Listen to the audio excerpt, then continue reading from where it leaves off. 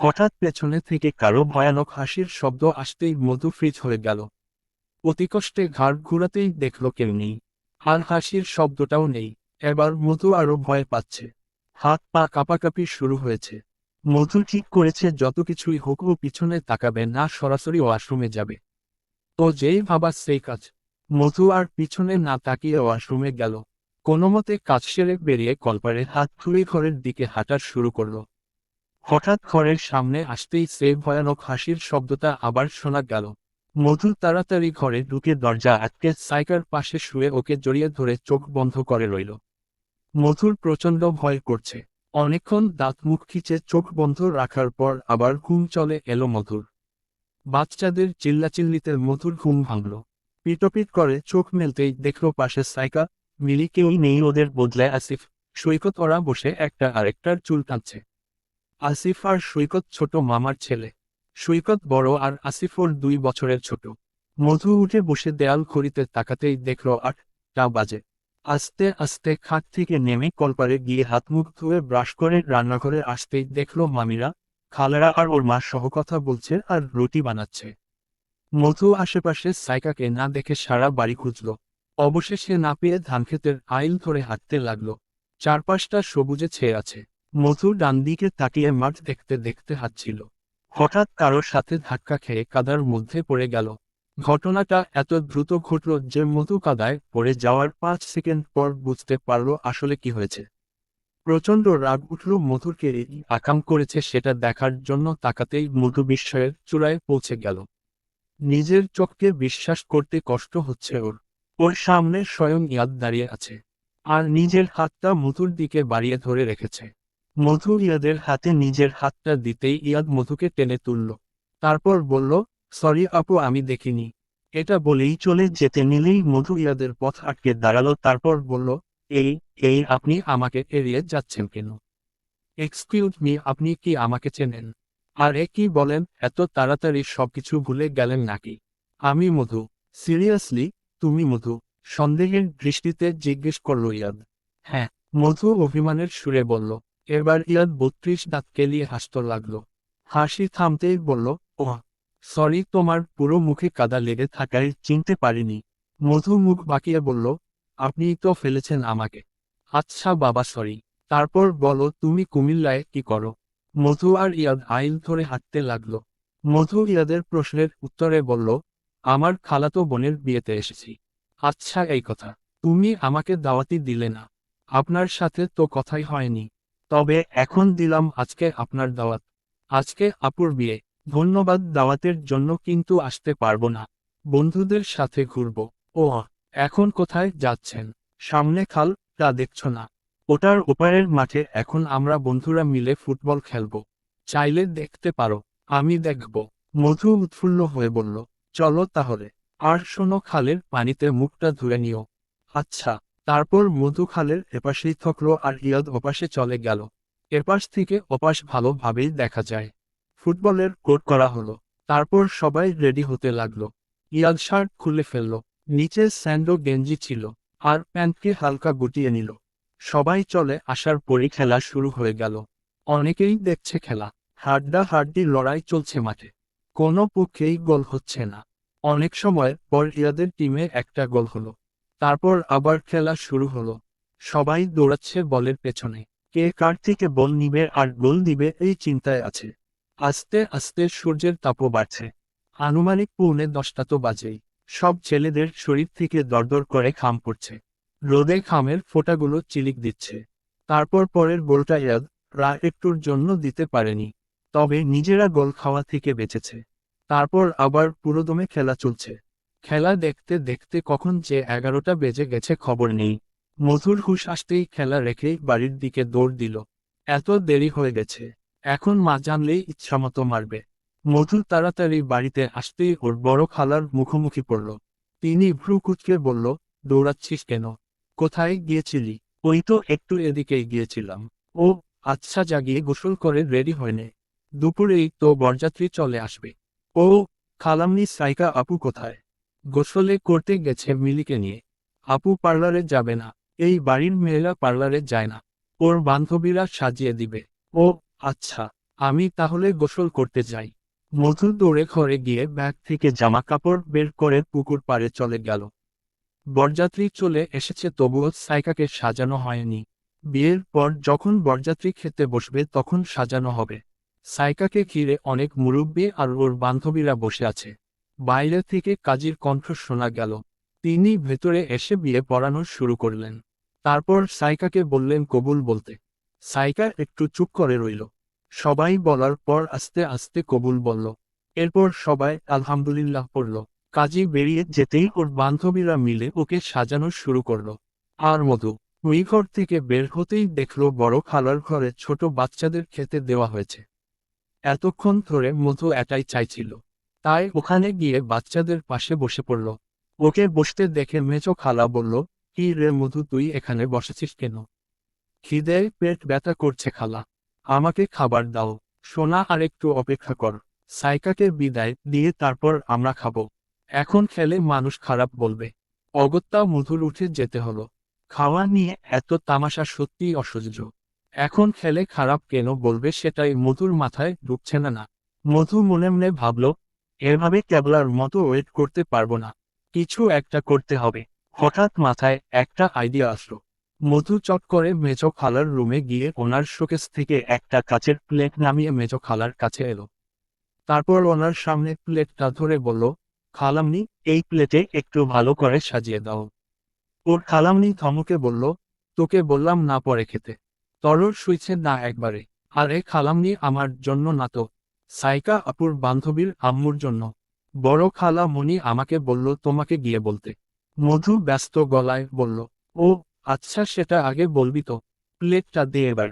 মধু প্লেটটা এগিয়ে দিতেই উনি ভালোমতো পোলাও, মাংস, ডিম, সালাদ আরও হাবিজাবি দিয়ে সুন্দর করে সাজিয়ে দিল। মধু প্লেটটা নিয়ে চুপচাপ রান্নাঘরে চলে গেল। রান্নাঘরে আপাতত কেউ নেই। মধু রান্নাঘরে ঢুকেই দরজাটা আটকে খাওয়া শুরু করলো। অর্ধেক খাওয়া শেষ হতেই কেউ একজন দরজা খুলতেই মধু ফ্রিজ হয়ে গেল। দরজার দিকে তাকাতেই দেখলো আরাফ দাঁড়িয়ে আছে।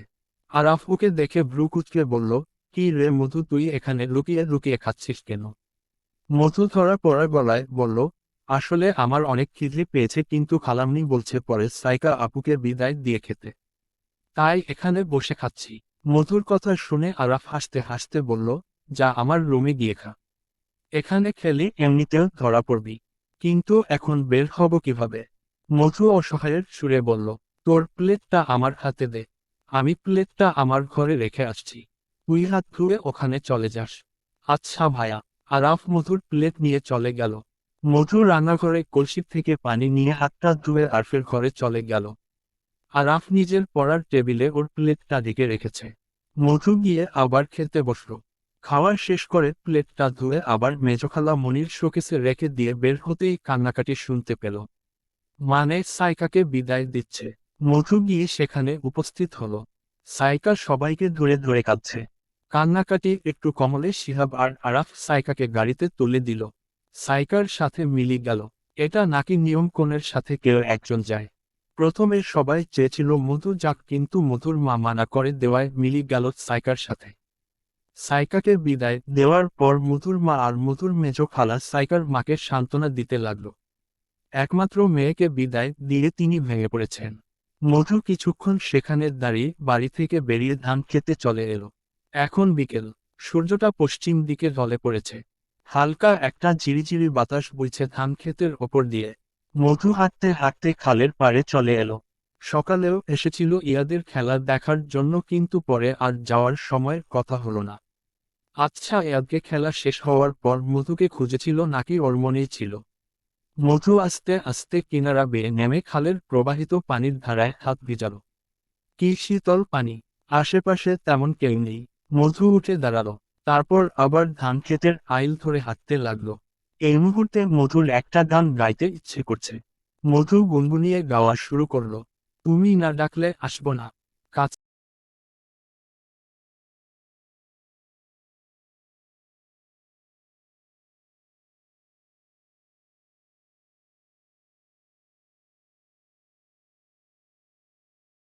বাসি। তুমি না বাসলেও আমি বাসি। বাসায় তেমন মেহমান নেই। আর মধুর সমবয়সী তো কেউই নেই। সব খালা, মামি, মার বয়সী। তার বরখালার রুমে বসে কথা বলছে। আরাফ, শিহাব বাইরে গেছে। মধুর বোরিং লাগছে। ও বরখালার রুমে ঢুকতে গিয়ে থমকে দাঁড়ালো। ভেতর থেকে ওর মায়ের গলার আওয়াজ আসছে। তিনি বলছেন, সাইকার তো বিয়ে হয়ে গেছে। এরপর মধুর বিয়ে দিব। 2-3 মাসের মধ্যেই বিয়ে দিয়ে দিব। তারপর কেউ একজন বলল, হুম, আপা আপনার মেয়ে তো বড় হয়েছে। আমি একটা ছেলেরে চিনি খুব ভালো। আপনি বললে আমি আসতে বলবো। আচ্ছা আগে সাইকার বউ ভাত হোক। ওর বউ ভাতের পরের দিন আসতে বইল। আইরিন রহমানের কথা শেষ হতেই ওর বড় খালা বলল, তুই এত তাড়াহুড়ো লাগিয়েছিস কেন রে? সাইকা অনার্সে ভর্তি হওয়ার পর ওর বিয়ে দিয়েছি আমরা। আর তোর মেয়ে তো এখনো ইন্টার পরীক্ষায় দেয়নি। সাইকা তো ভালো, কিন্তু আমার মেয়ের তো ভরসা নাই, কোন সময় কার সাথে ভেগে যায় ঠিক নাই। বিয়ে দিয়ে বিদায় করতে পারলেই বাঁচি। আইরিন রহমান বললেন। মধু এরপর আর ওখানে দাঁড়ালো না। সাইকার রুমে এসে বালিশের ওপর শুয়ে কান্না করতে লাগলো। হঠাৎ কেউ একজন ওর মাথায় হাত রাখতেই কান্না থামিয়ে উঠে বসতেই দেখল। মধু এরপর আর ওখানে দাঁড়ালো না। সাইকার রুমে এসে বালিশের ওপর শুয়ে কান্না করতে লাগলো। হঠাৎ কেউ একজন ওর মাথায় হাত রাখতেই কান্না থামিয়ে উঠে বসতেই দেখল শিহাব ওর দিকে তাকিয়ে আছে। আচমকা শিহাবকে দেখে মধু চোখের পানি মুছে ফেলল। শিহাব ভ্রু কুঁচকে বলল, মধু কাঁদছিস কেন? এমনিতেই সাইকা আপুকে মনে পড়ছে তাই। শিহাব কিছু একটা ভেবে বলল, লুডো খেলবি? হ্যাঁ খেলবো, কিন্তু মাত্র 2 জন। না, আরাফ ভাইয়া আসছে। তুই বস, আমি লুডো বোর্ড নিয়ে আসি। এটা বলে শিহাব বোর্ড আনতে গেল। মধু খাট থেকে নেমে ছাড়া চুলগুলোকে হাত খোপা করে কলপারে গিয়ে হাত মুখ ধুয়ে ঘরে আসতেই দেখল আরাফ আর শিহান খাটের ওপর লুডোর বোর্ড নিয়ে আরাম করে বসে আছে। মধু হাত মুখ মুছে ওদের সাথে বসে পড়ল। তিনজনই নিজেদের গুটি পছন্দ করে নিল। প্রথমে মধু চাল দিল কিন্তু ছক্কা ওঠেনি। তারপর আরাফ দিল। আরাফেরও কপাল খারাপ। সবার শেষে শিহাব চাল দিতে ওর ছক্কা উঠল। শিহাব এক গুটি উঠিয়ে আবার চালল। কিন্তু এবার এক কানা উঠল। গুটিটা এক ঘর এগিয়ে দিল। তারপর মধু চালতেই এবার মধুর ছক্কা উঠল। মধুও নিজের একটা গুটি উঠিয়ে আবার চাল দিল। এবারও ছক্কা। মধু নিজের দ্বিতীয় গুটিও উঠালো। এরপর আবার দ্বিতীয় 5 উঠল। প্রথম গুটি 5 ঘর এগিয়ে দিল। তারপর চাল আরাফের। আরাফ মনে মনে চাইছিল একটা ছক্কা যেন ওঠে। কিন্তু কে জানে ওর ওপর কি কুফা লেগেছে। এবার ছক্কা ওঠেনি। এরপর শিহাব চাল দিল। শিহাবের পর মধু। ওদের দুজনের আর ছক্কা না উঠলেই গুটি এগুচ্ছিল, কিন্তু বেচারা আরাফের একটা গুটিও এখন পর্যন্ত ওঠেনি। আরাফের ইচ্ছা করছে খেলা ছেড়ে উঠে যেতে। কয়েকবার চেয়েছিল ও, কিন্তু মধু আর শিহাব ওকে জোর করে বসিয়ে রেখেছে। ইতিমধ্যে মধুর এক গুটি পেকে গেছে। শিহাবের এক ঘর গেলেই একটা গুটি পেকে যাবে। অথচ আরাফের এখনো একটা ছক্কাও উঠছে না। তবুও বিরক্তি মুখে বসে আছে সে। হঠাৎ চাল দিতেই আরাফের ছক্কা উঠল। আরাফ খুশিতে একটা গুটি উঠিয়ে আবার চাল দিল। আবারও ছক্কা উঠল। আরেকটা গুটি উঠিয়ে আবার চাল দিতেই 4 উঠল। এতক্ষণে আরাফের মুখে হাসি ফুটল। খেলা আস্তে আস্তে জমছে। শিহাবের একটা গুটি আরেকটু পরই পাকত, কিন্তু মধু নিজের গুটি দিয়ে ওরটা কেটে দিল। এভাবে কাটাকাটি চলছে। মধু আর শিহাবের একটা গুটি পাকলেও এরপর আর কোনো গুটি পাচ্ছে না। শুধু কাটাকাটি হচ্ছে। অনেকক্ষণ খেলার পর মধুর আর আরাফের মুড চলে গেল। আর খেলতে ইচ্ছে করছে না, তাই শিহাব লুডুর বোর্ড রেখে এলো। এর মধ্যেই আরাফের মা এসে বলল, তোরা সবাই খেয়ে নে, খাবার দিয়েছি। আরাফের মায়ের কথায় সবাই মাঝখানের রুমে গেল।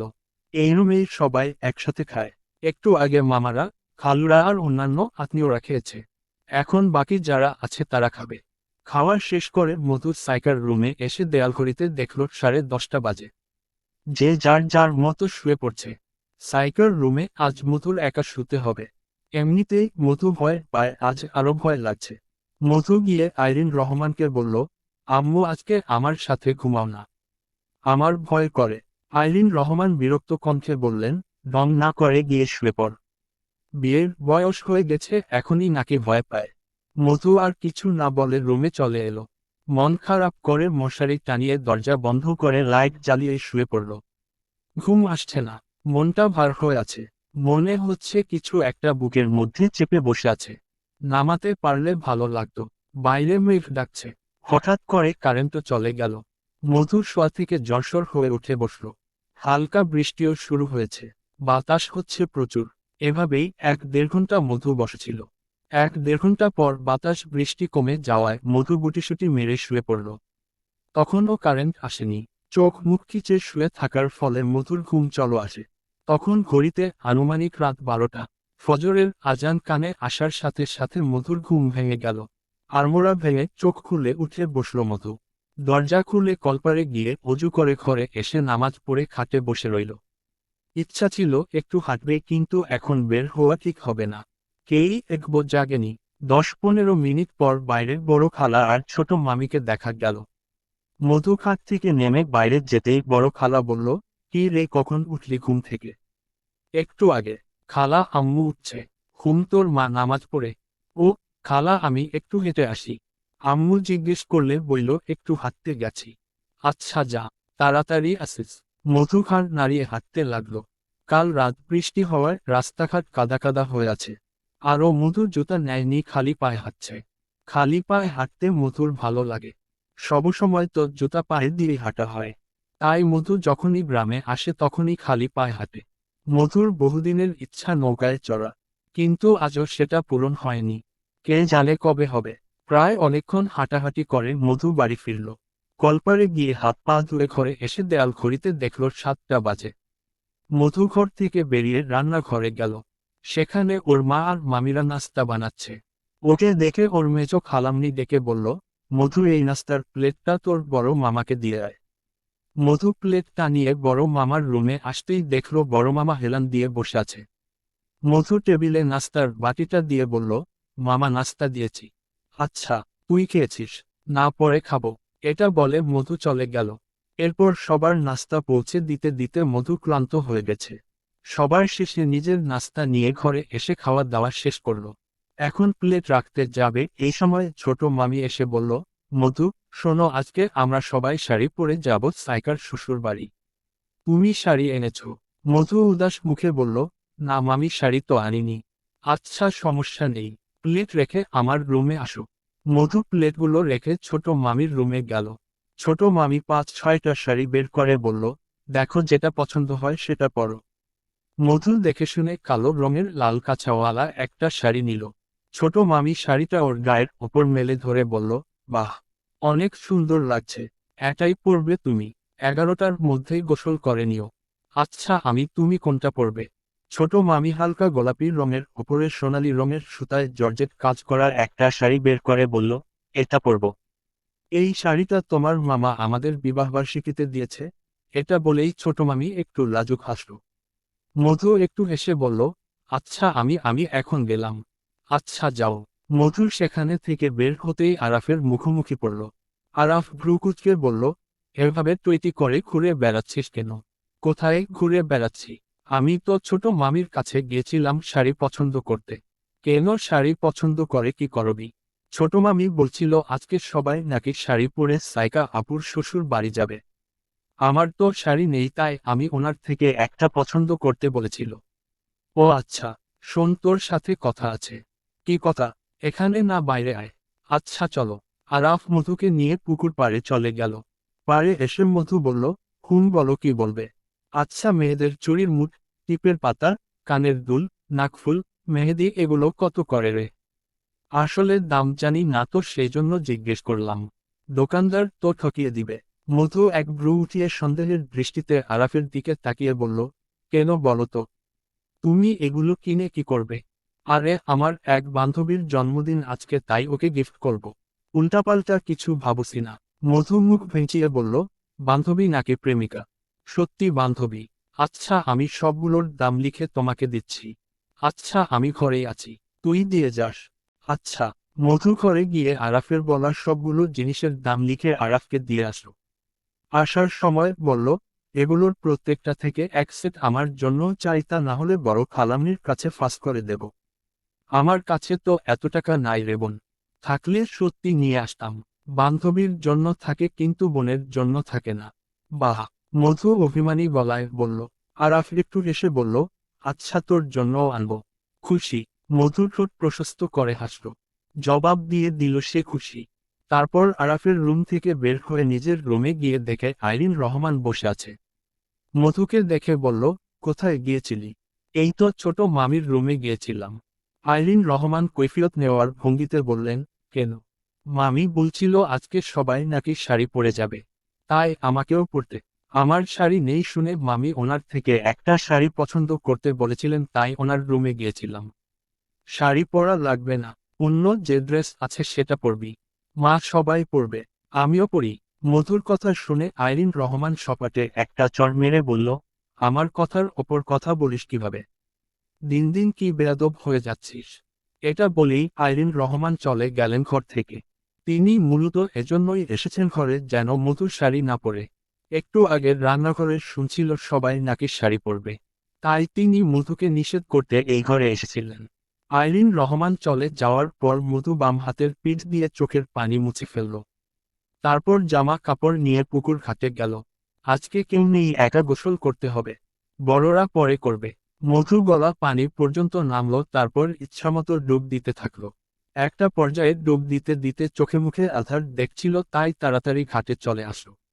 গোসল শেষে জামা পরে ঘরে গিয়ে আয়নার সামনে দাঁড়াতেই দেখল অনেকক্ষণ ডুবানোর ফলে চোখ দুটো ভয়ানক লাল হয়ে আছে। মধু মাথায় তোয়ালে পেঁচিয়ে বিছানায় বসে রইল। একটু পর ছোট মামি এসে বলল, মধু শাড়ি পরবে না, চলো তোমাকে পরিয়ে দেই। মধু বাধা দিয়ে বলল, মামি আমি যাব না, শরীর খারাপ লাগছে, তোমরা যাও। মধুর কথা শুনে ওর ছোট মামি ভালোভাবে ওর দিকে তাকিয়ে চিন্তিত ভঙ্গিতে বললেন, কি হয়েছে মধু? চোখ লাল কেন তোমার? জ্বর আসছে নাকি? মনে হয় মামি, শরীর ব্যথা ব্যথা করছে, মাথা ব্যথা করছে। আচ্ছা তুমি শুয়ে থাকো, কিছু খাবা? না মামি, কিছু খেতে ইচ্ছে করছে না। আচ্ছা তাহলে শুয়ে থাকো, কিছু লাগলেই বইল। মধু মাথা নেড়ে সায় দিল। ছোট মামি চলে যেতেই মধু চুপচাপ চোখ বন্ধ করে শুয়ে পড়ল। একটু পর আইরিন রহমান এসে বললেন, অসুখ বাঁধালি কিভাবে? মধু কিছু না বলে মুখ নিচের দিকে নামিয়ে রাখল। মধু জবাব না পেয়ে আইরিন রহমান বললেন, ওষুধ খেয়ে নিস, আমাদের আসতে দেরি হবে। আর ঘর থেকে একদম বের হবি না। মধু মাথা নেড়ে সায় দিল। আইরিন রহমান বেরিয়ে যেতে নিলেই ওর বড় খালা এসে বলল, মধু তুই আসলেই যেতে পারবি না। একটু কষ্ট হলেও আয়, সাইকা তোকে দেখলে খুশি হবে। মধু কিছু বলার আগেই আইরিন রহমান বললেন, আরে আপা যেতে না চাইলে থাক, জোরাজোরির দরকার নেই, চলো লেট হচ্ছে আমাদের।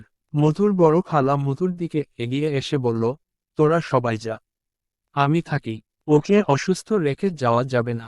এবার মধু বাধা দিয়ে বলল, না খালামনি তুমি যাও, আমার তেমন কিছু হয় নাই। তুমি না গেলে তো সাইকা আপু রাগ করবে, প্লিজ তুমি যাও। কিন্তু তুই তো অসুস্থ। মধুর খালা উদ্বিগ্ন হয়ে বলল, আরে সমস্যা নাই, তোমরা তো চলে আসবা, আমি ততক্ষণ শুয়ে থাকব। তুমি আর দেরি কইরো না, বেরিয়ে পড়ো। মধুর জোরাজোরিতে তিনি আর না করতে পারলেন না। সবাই মিলে বেরিয়ে পড়ল। যাওয়ার আগে আরাফকে আসতে দেখে মধু ঘুমের ভান ধরে থাকল। আরাফ এসে মধুকে ঘুমন্ত অবস্থায় দেখে চলে গেল। সবাই চলে যেতেই মধু উঠে বসল। এখন দুপুর 12টা বাজে, ওরা আসতে আসতে সন্ধ্যা হবে।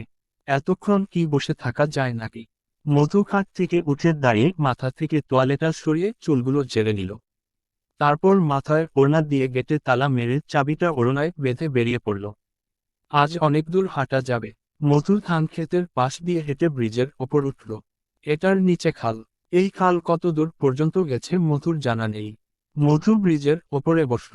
হালকা একটা স্নিগ্ধ বাতাস বইছে, সাথে রোদের তাপও আছে। দুপুর হওয়ায় তেমন মানুষ নেই। মধু কিছুক্ষণ সেখানে বসে আবার উঠে দাঁড়িয়ে হাঁটা শুরু করল। হাঁটতে হাঁটতে সামনে দেখল ইয়াদ একটা বাড়ি থেকে বের হচ্ছে। ওর সাথে একটা ছেলেও আছে। বাড়ির সামনে একটা রিকশাও আছে।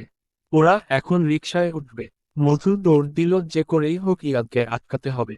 এই ভরদুপুরে ইয়াদকে যেন ভীষণভাবে চায় মধু। মধু দৌড়াতে দৌড়াতে দূর থেকেই দেখলো ইয়াদ রিকশায় উঠছে, নামি ছেলেটা একাই চলে যাচ্ছে। ছেলেটা চলে যাওয়ার পর ইয়াদ সামনের দিকে হাঁটছে। মধু পেছনে থেকে ডাক দিল, এই যে শুনছেন। একটা পরিচিত কণ্ঠ পেয়ে ইয়াদ ঘুরে দাঁড়ালো। তারপর মধুকে দেখে মৃদু হাসল। মধুও ইয়াদের সামনে দাঁড়িয়ে কিছুটা হেসে বলল, কোথায় যাচ্ছেন? কোথাও না, এদিকেই হাঁটবো আর কি। তুমি? আমিও। আচ্ছা আপনি ঢাকা ফিরবেন কবে? কালকে রাতের বাসে ব্যাক করব। তুমি? জানি না, মা যখন বলে। ও আচ্ছা, দাঁড়িয়ে থেকে লাভ নেই, চলো হাঁটি। চলুন। মধু আর ইয়াদ বড় রাস্তা থেকে নেমে খালপাড় দিয়ে হাঁটা শুরু করলো। একটু হাঁটতেই মধু একটা নৌকা দেখে বলল, নৌকা বাইতে পারেন? হ্যাঁ পারি। কেন, তুমি চড়বে? মধু মাথা নাড়িয়ে বলল, অনেকদিন থেকে ইচ্ছে, কিন্তু আমি তো বাইতে পারি না, আবার কেউ নিয়েও যায় না। আচ্ছা তাহলে নৌকায় চড়ার ইচ্ছাটা না হয় আমি পূরণ করি। এটা বলে ইয়াদ চওড়া হাসি দিল। তারপর ঝুঁকে নিজের প্যান্ট খাপিয়ে বলল, ওঠো নৌকায়। মধু উঠতে পারল না, কারণ নৌকায় পা দিতেই নৌকা পিছিয়ে যায়। মধুর অবস্থা দেখে ইয়াদ আগে উঠল, তারপর নিজের হাত বাড়িয়ে বলল, এবার আসো। মধু কাঁপা কাঁপা হাতে ইয়াদের হাত ধরল। ইয়াদ একটানে নৌকায় উঠিয়ে নিল মধুকে। ইয়াদ নৌকা থেকে পানিতে নেমে নৌকা ঠেলে কিছু দূর এগিয়ে নিজেও উঠে পড়ল। তারপর নৌকা বাইতে শুরু করল। মধু ভয়ে ভয়ে বলল, যদি পড়ে যাই তাহলে বাঁচাবে কে? আমি তো সাঁতার জানি না। পড়বে না, আর পড়লেও সমস্যা নেই, আমি সাঁতার জানি। তুমি জড়তা ভেঙে বসো, তা না হলে মজা পাবে না। কিছু দূর যাওয়ার পর মধু কিছুটা সহজ হলো। হাতের কাছে একটা শাপলা ফুল দেখে ওটা তুলে নিল মধু। এখন অনেক ভাল লাগছে। মধুর কয়েকটা শাপলা তুলে নৌকায় রেখে হাতে খালের পানিতে হাত ভেজাচ্ছে। ইয়াদ নৌকা বাইছে আর মধুর খুশি দেখছে। এই খুশিগুলো ক্যামেরা বন্দি করলে কেমন হয়? ইয়াদ বাম হাতে নিজের ফোনটা বের করলো, তারপর লুকিয়ে চড়িয়ে মধুর কয়েকটা ছবি তুলে ফোনের একটা ফোল্ডারে লক করলো। তারপর মধুকে ডেকে বলল, এদিকে এসে কয়েকটা সেলফি তোলো। এদিকের ভিউ অনেক সুন্দর। মধু আস্তে আস্তে ইয়াদের কাছাকাছি এসে কয়েকটা সেলফি নিল। তারপর বইটা হাতে ইয়াদের কয়েকটা ছবি তুলল। ইয়াদও নৌকায় রাখা শাপলাগুলো মধুর হাতে দিয়ে কয়েকটা ছবি তুলল। মোটামুটি অনেক দূর চলে এসেছে জনে। তাই নৌকা ঘুরিয়ে ফেলল ইয়াদ। রোদের তাপে ইয়াদ প্রচুর ঘামছে। শার্টও ভিজে জবুথুবু হয়ে গেছে। অস্বস্তি লাগছে। মধু বুঝতে পেরে বলল, শার্টটা খুলে ফেললেই পারেন।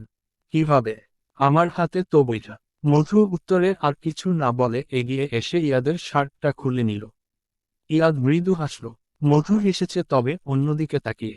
যখন ওরা কিনারায় পৌঁছেছে তখন আনুমানিক দুপুর 2:00টা। কিনারায় পৌঁছে জনেই চুপচাপ হাঁটছে। ইয়াদের শার্ট মধুর হাতে।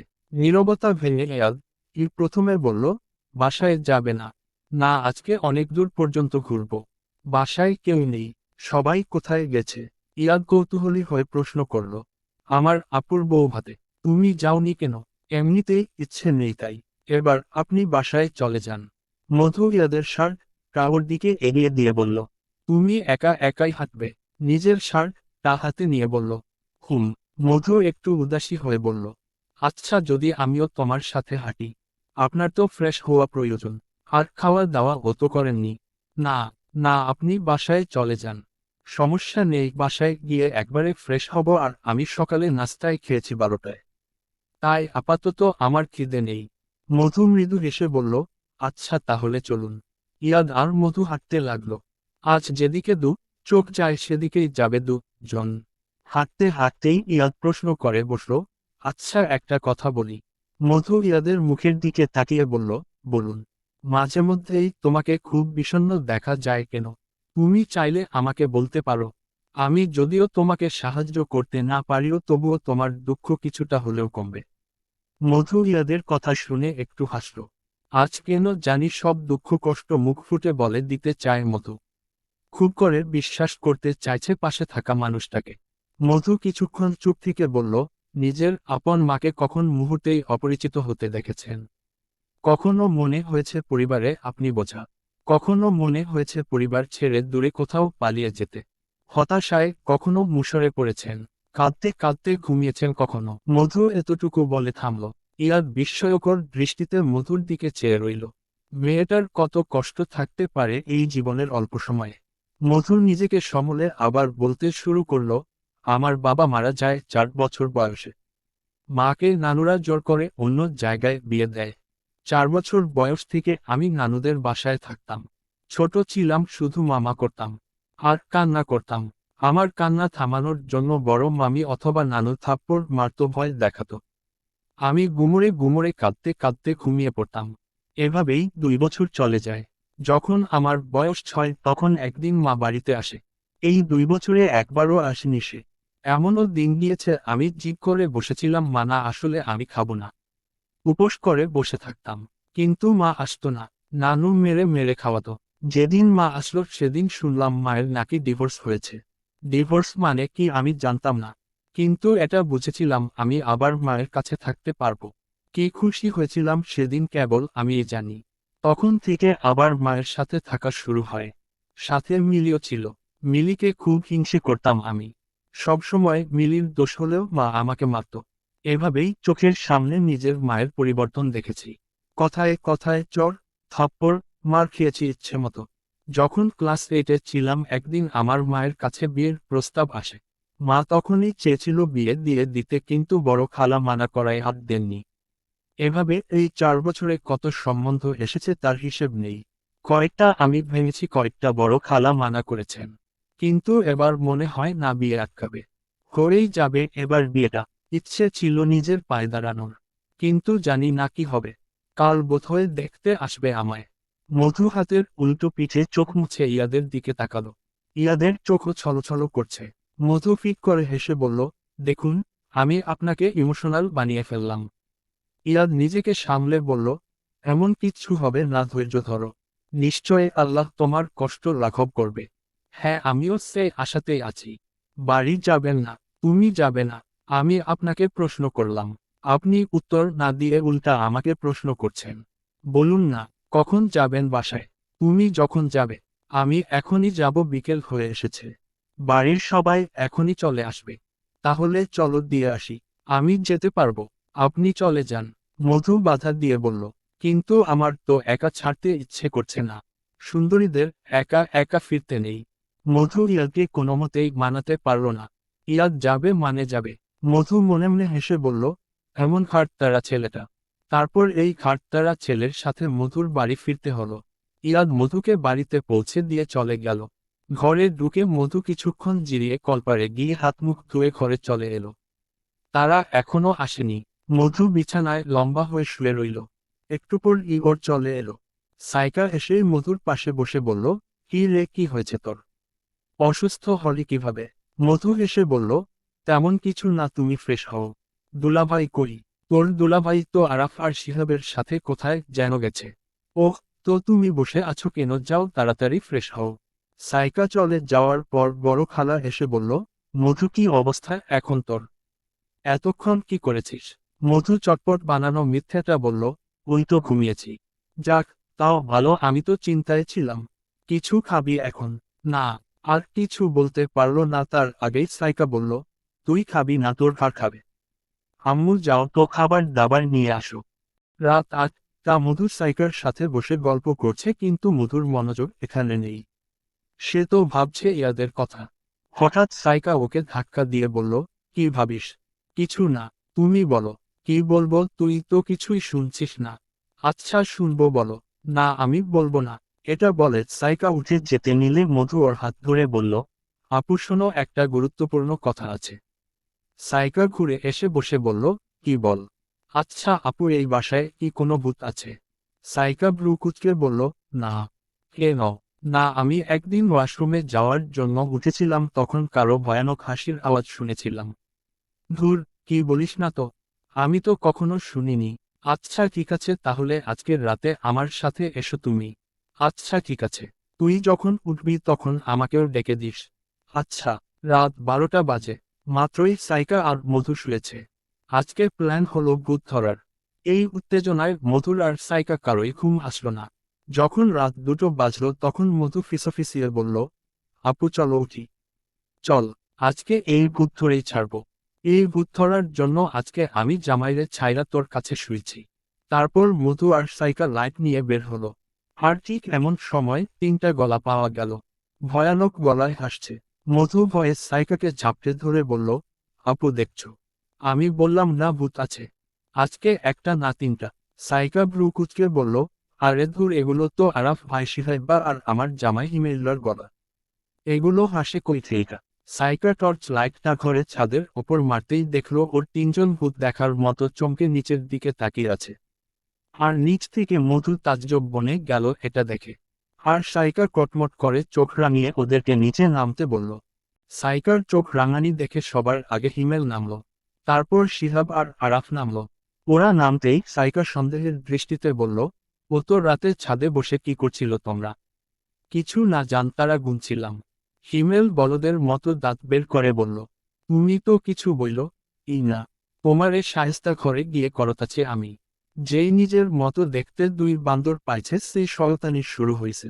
এখন যদি আম্মায় আসতো তাইলে কি হইতো? আকলে আন্দাজ কিচ্ছু নাই। হিমেলকে বাঁচানোর জন্য শিহাব বলল, দুলাভাই চলেন ঘুমাইতে যাই। অনেক রাত হয়ে গেছে। ঘুম চল সবাই চল। আরাফও শিহাবের কথায় তাল দিল। তারপর আরাফ আর শিহাব চলে যেতে লাগলো। ওদের পিছনে পিছনে হিমেলও যেতে নিলে সাইকা বলল, এই তুমি পশ্চিমের ঘরটায় যাও, আমি আসছি। সাইকার কথা শুনে হিমেল অসহায় মুখ করে একবার সাইকার দিকে আরেকবার আরাফ আর শিহাবের দিকে তাকালো। ওরা হিমেলকে বুড়ো আঙুল দেখিয়ে বেস্ট অফ লাক বলে চলে গেল। ওরা যেতেই সাইকা মধুকে বলল, তুই ঘুমাতে যা। তারপর মধু ঘরে চলে গেল আর সাইকা পশ্চিম দিকের গেস্টরুমে চলে গেল।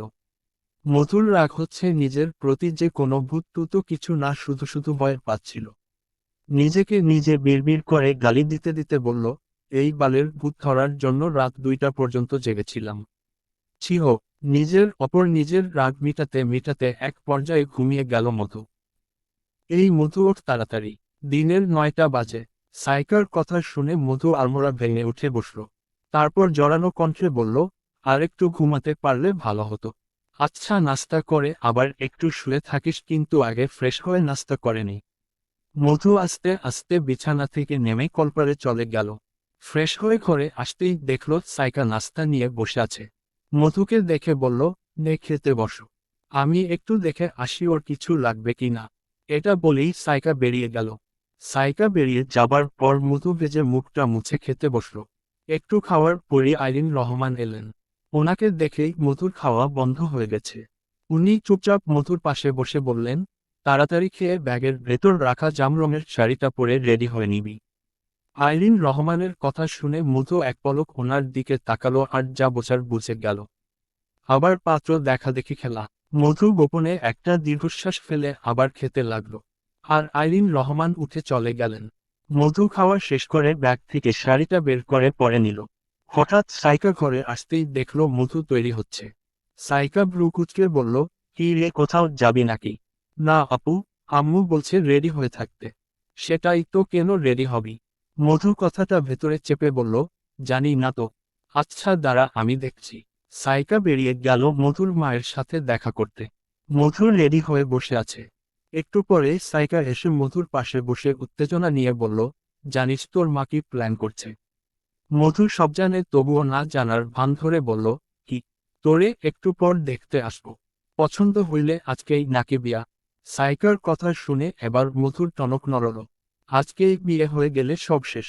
মধু কাঁদো কাঁদো মুখ নিয়ে বলল, কি করব আমি এখন আপু? আচ্ছা চিন্তা করিস না, বিয়ে হবে না, চুপচাপ বসে থাক। বলেই সাইকা উঠে চলে গেল। এত সহজে কি শান্ত হওয়া যায়? মধুর ভেতরে তলপাড় চলছে। একটু পরই আইরিন রহমান এসে বললেন, চল। আর ওদের সামনে কোনোরকম নাটক করবি না। মধু মায়ের পিছনে পিছনে চলে গেল। বাইরের ঘরে একটা 2টা পুরুষ আর একটা মহিলা বসে আছে। একটু কম বয়সী ছেলেটাই মনে হয় পাত্র। মধু আর চোখে একবার সবাইকে দেখে নিল। তারপর মায়ের নির্দেশ মতো তাদের সামনে বসল। এর মধ্যেই ওইখানে সাইকাও উপস্থিত হলো। সাইকা উপরে কিছু না বললেও ভেতরে ভেতরে সুযোগ খুঁজছে কিছু না একটা করে ভাগাতে হবে। পাত্রপক্ষ মধুকে একের পর এক প্রশ্ন করছে আর ও উত্তর দিচ্ছে। ভেতর থেকে সাইকাকে ছোট মামি ডাক দিল শরবত নেওয়ার জন্য। সাইকা ভেতরে গিয়ে শরবতের ট্রেটা নিয়ে হিমেলকে কল দিল। হ্যাঁ, কই তুমি? আনছো? হ্যাঁ, আরাফের ঘরে এনে রাখছি। আচ্ছা। সাইকা ফোন রেখে আরাফের ঘরে গিয়ে দেখল শিহাব, আরাফ, হিমেল তিনজনই বসে আছে। সাইকাকে দেখে হিমেল বলল, এগুলো দিয়ে কি করবে? বাইরের ঘরের দরজার সামনে 5 মিনিট পর উকি দিও, তাইলেই বুঝতে পারবা। সাইকা টেবিলের ওপর থেকে কিছু একটা শরবতে মিশিয়ে নিয়ে গেল। তারপর শরবতের ট্রে ওদের সামনে রাখল। আইরিন রহমান ওদের আন্তরিকভাবে বলল, আপনারা শরবত নিন না। সবাই শরবত নেওয়ার পর সাইকা ঠোঁট টিপে একটু হাসল। মধু সাইকার হাসি দেখে ইশারায় বলল, হাসো কেন? সাইকা একটু দুষ্টু হাসি দিল। এবার মধু বুঝল নিশ্চিত কোনো না কোনো ঘাপলা করেছে ও। নাস্তা খাওয়া শেষে পাত্রের বাবা মধুর মাকে বলল, বেআইন সাহেব, মেয়ে আমাদের পছন্দ হয়েছে। বিয়েটা আজকেই হোক। শুভ কাজে দেরি করা উচিত না। পাত্রের বাবার কথা শুনে মধুর বুকের ভেতর চিপ দিয়ে উঠল, চোখ ছলছলিয়ে উঠল। হঠাৎ পাত্রের মা বলল, আপনাদের ওয়াশরুমটা করি। সাইকা বলল, আন্টি আপনি আমার সাথে আসুন। মহিলাকে সাইকা নিয়ে গেল। ফিরে আসতেই পাত্রের বাবা বলল, আর কোনো ওয়াশরুম আছে আপনাদের?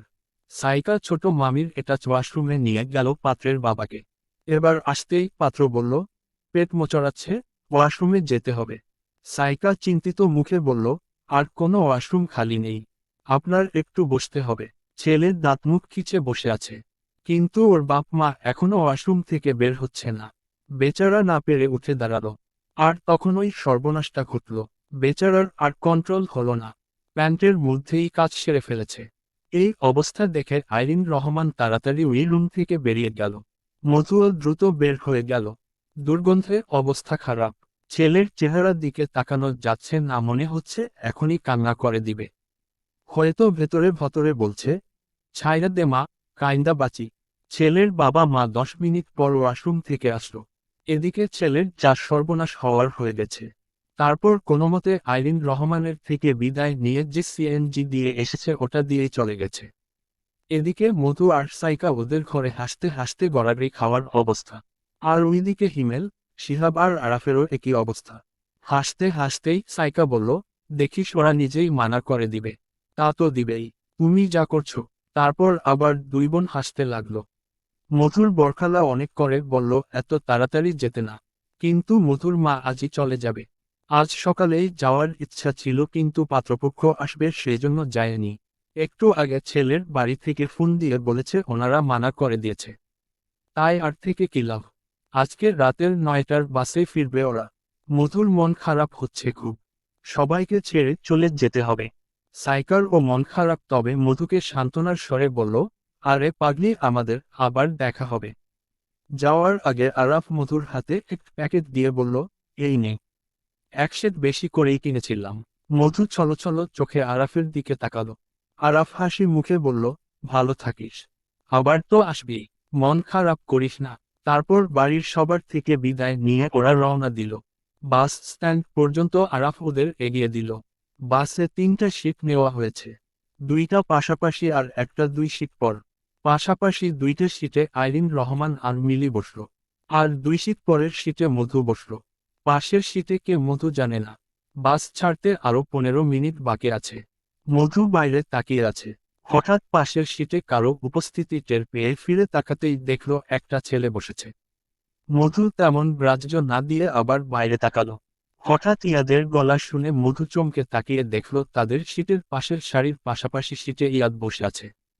ওদের চোখাচোখি হতেই জনেই অবাক হয়ে গেল। এবার মধু লজ্জা পেয়ে আবার বাইরে তাকালো। কিন্তু এখন কি আর বেশিক্ষণ তাকিয়ে থাকা যায়, বারবার চোখগুলো যেন ইয়াদের দিকে যায়। মধু নিজেকে কিছুতেই শাসন করতে পারছে না। কিন্তু একটা জিনিসের মধু অবাক হয়েছে, যখনই ও ইয়াদের দিকে তাকায় তখনই দেখে ইয়াদ ওর দিকেই তাকিয়ে আছে। এভাবেই লুকোচুরি চলছে। বাস ছেড়ে দিয়েছে অনেকক্ষণ হলো। মধু চোখ বন্ধ করে আছে।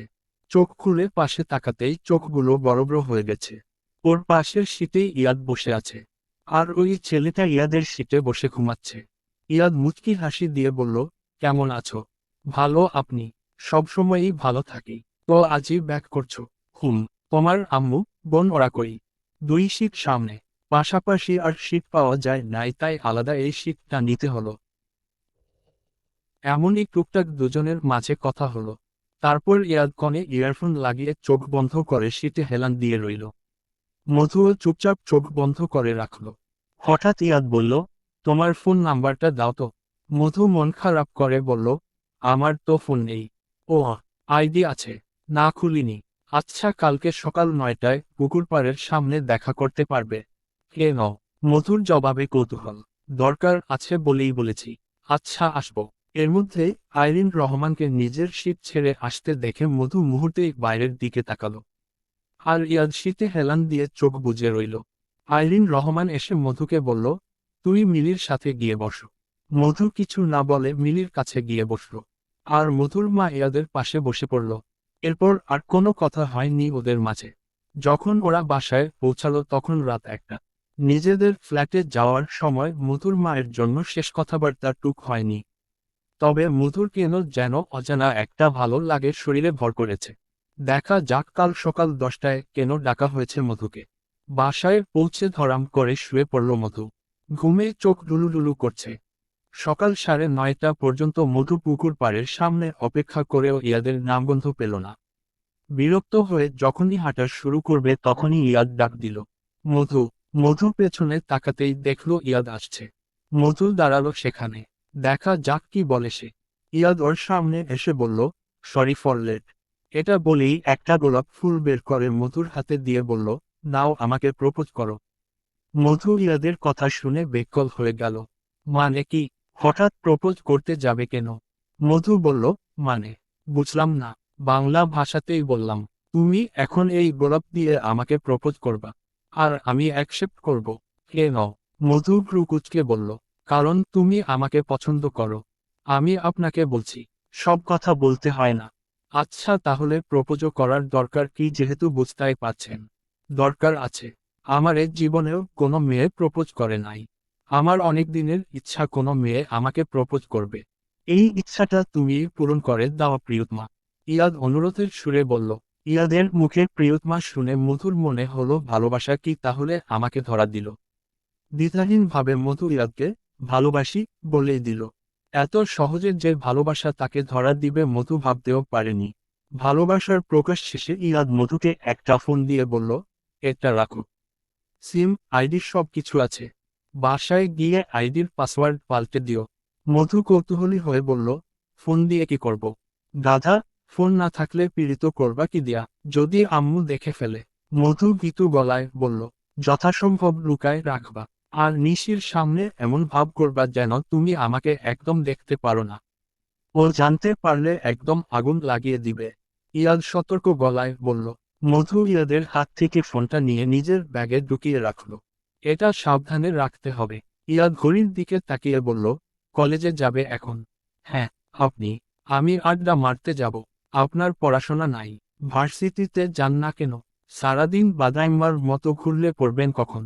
মধু ভ্রু কুঁচকে বলল, ভার্সিটির পোলাপান পড়ে না, শুধু পরীক্ষা। আসলে কোমরেই গামছা বেঁধে নাকে মুখে পড়ে পরীক্ষা দিতে যায়। ইয়াদ মৃদু হেসে বলল, ইস, আমি কবে ভার্সিটিতে উঠব? মধু আফসোসের সুরে বলল, আগে ইন্টার পরীক্ষা দাও, তারপর ভর্তি পরীক্ষা, এরপর চান্স পেলে ভার্সিটিতে উঠতে পারবা।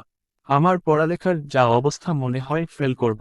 মধু চিন্তিত গলায় বলল, পড়াশোনা ঠিকমতো করো না কেন? কোচিং কোথায় করো? মধু উদাসভাবে উত্তর দিল, ছেড়ে দিয়েছি। কেন? ইয়াদ ভ্রু কুঁচকে বলল, আম্মু খোটা দেয় সেই জন্য। আচ্ছা তুমি কোন স্যারদের কাছে পড়তে নাম বলো? শুভ স্যার আর মুকুল স্যার। ওনাদের নাম্বার দাও তো। মধু নাম্বারগুলো ইয়াদকে দিল। ইয়াদ নাম্বার পেয়ে হালকা হেসে বলল, আরে ওরা তো আমার ফ্রেন্ড। চলো আমি ওদের বলে দিচ্ছি। আর কোনোরকম পড়াশোনায় ফাঁকি দিবা না। সামনে টেস্ট, খারাপ করলে খবর আছে একবারে। মধু ভালো মেয়ের মতো মাথা নাড়িয়ে সম্মতি দিল। মনে মনে ভীষণ খুশি লাগছে।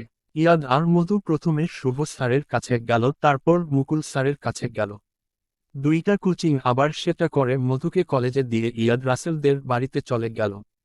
মধু কলেজে এসে আরিয়াকে জড়িয়ে ধরল। আরিয়া অবাক হয়ে বলল, কি রে আজকে এত খুশি কেন? মধু আরিয়াকে সব বলার পর আরিয়া বলল, কংগ্রাচুলেশন। কিন্তু দেখিস ধরা পড়িস না। আর ওই নিশি নাকি হিসি ওইটার থেকে বেঁচে থাকবি। এই কথাগুলো উনিও বলছে। আচ্ছা তাহলে কি টিউশনিগুলা করবি না? করমু তো। সকালে করাই, কলেজে আসমু, তারপর কলেজ ছুটির পর স্যারদের কাছে পইরা বাসায় যামু। এটাই ভালো হবে। তোর হাত খরচটা চলবে। তারপর আরিয়া আর মধু স্যার না আসা পর্যন্ত টুকটাক কথা বলল। সন্ধ্যা হয়ে গেছে। মধু আর আরিয়া একসাথে আসছিল। কিন্তু হঠাৎ মনে হলো কেউ ওদের পিছনে আসছে। কিছুদিন আগেও এমন হয়েছিল। সে যে এমন ফলো করে। আরিয়া ফিসফিসিয়ে বলল, মধু এতদিন তো তুই ছিলি না, আমি একা একা আসছি। প্রতিদিন মনে হতো কেউ পেছনে পেছনে আসে। কি বলিস? আমার ভয় করতেছে। দৌড় দিব নাকি? মধুও ফিসফিসিয়ে জবাব দিল, আরে না, একটা প্ল্যান বানাতে হবে। কে পিছনে আসে ব্যাপারটা জানতেই হবে। কি করবি সেটা বল। জানি না, আজকে ভেবে কালকে জানাবো। আচ্ছা। এরপর মধু আর আরিয়া দ্রুত পায়ে হেঁটে বাসায় চলে গেল। মধু বাসায় এসেই দরজা বন্ধ করে ব্যাগ থেকে ফোনটা বের করে অন করল। তারপর ইয়াদকে একটা কল দিয়ে ফোনটা সাইলেন্ট করে আবার ব্যাগে রেখে ফ্রেশ হতে গেল। ফ্রেশ হয়ে খাওয়া দাওয়া করে নিজের রুমে এসে দরজা বন্ধ করে ফোনটা হাতে নিয়ে দেখল ইয়াদ 3বার কল দিয়েছে। মধু ব্যাক করতে যাবে তার আগেই ইয়াদ আবার দিল। মধু রিসিভ করে ওয়াশরুমে চলে গেল। রুমে বসে কথা বললে বাইরে থেকে কেউ শুনতে পেলে খবর আছে। রিসিভ করতেই ইয়াদ বলল, বাসায় পৌঁছেছ? হ্যাঁ, কিছুক্ষণ হলো। আচ্ছা শোনো, কোনো একটা বাহানা দিয়ে তোমার শ্বশুরবাড়িতে আসো। এখন? না না, মা জিজ্ঞেস করলে কি বলবো? বলবা ইরিনের কাছে তোমার খাতা আছে তাই যেতে হবে। তারপর খাতা কই থেকে আনবো? আম্মু হাতে খাতা না দেখলে সন্দেহ করব।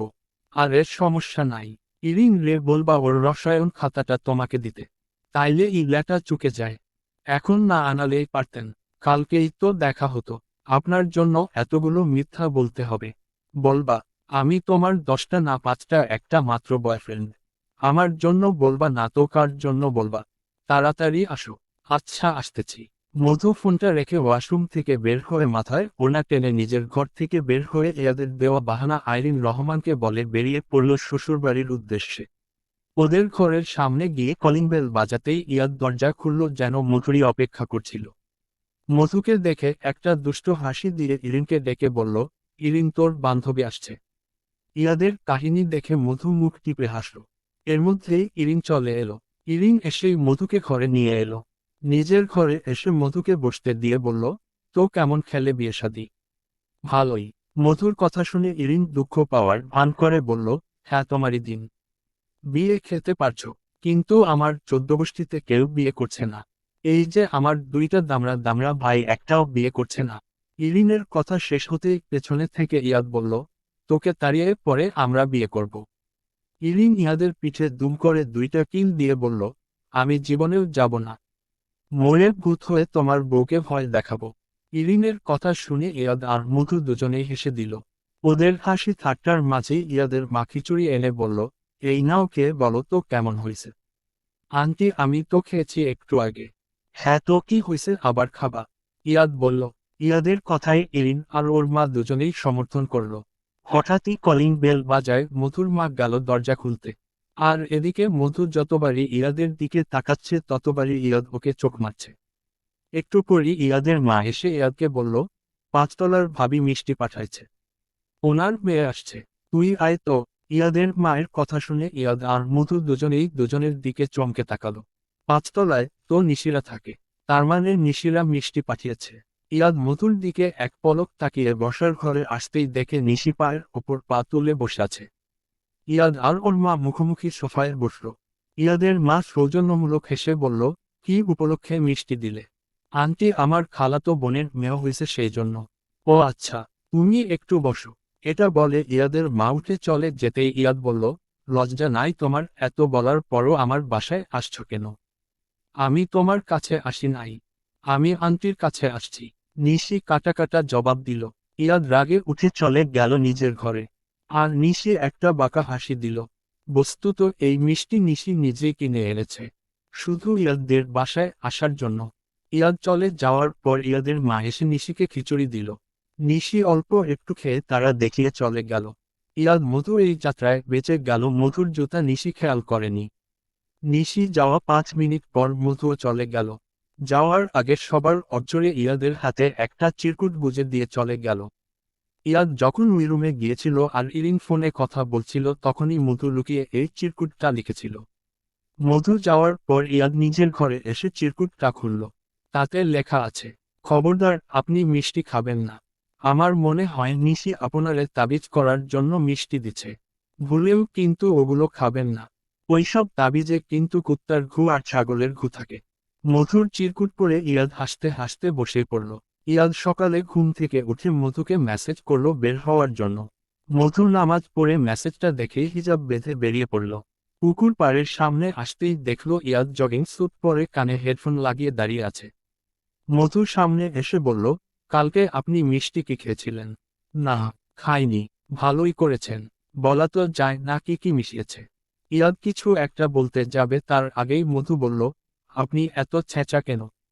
খালি আমার পিছনে ঘোরেন, আপনারে যাতে আমার পিছনে ঘুরতে না দেখি। মধুর এমন উদ্ভটমার্কা কথায় ইয়াদ টাস্কি খেল। হঠাৎ করে কি হলো যে এগুলো বলছে। ইয়াদ ডান পাশে চোখ দিতেই দেখল নিশি ওদের তীক্ষ্ণ দৃষ্টিতে দেখছে। এবার ইয়াদ বুঝে গেল। মনে মনে নিশির গোষ্ঠী উদ্ধার করে মধুকে বলল, হ্যাঁ তো কি করবে? 100 বার ঘুরব। এটা জোরে জোরে নিশিকে শুনিয়ে বলল। মধু ওর আগের ভান করে বলল, ফালতু ছেলে। এটা বলেই অন্যদিকে হাঁটা শুরু করলো। আর ইয়াদ সামনের দিকে দৌড়ানোর শুরু করলো। নিশির আগে মাটিতে একটা লাথি মেরে মনে মনে বলল, মনে করছো কিছু বুঝি না আমি, তাই না? তোমাদের প্রেম বের করতেছি, দাঁড়াও।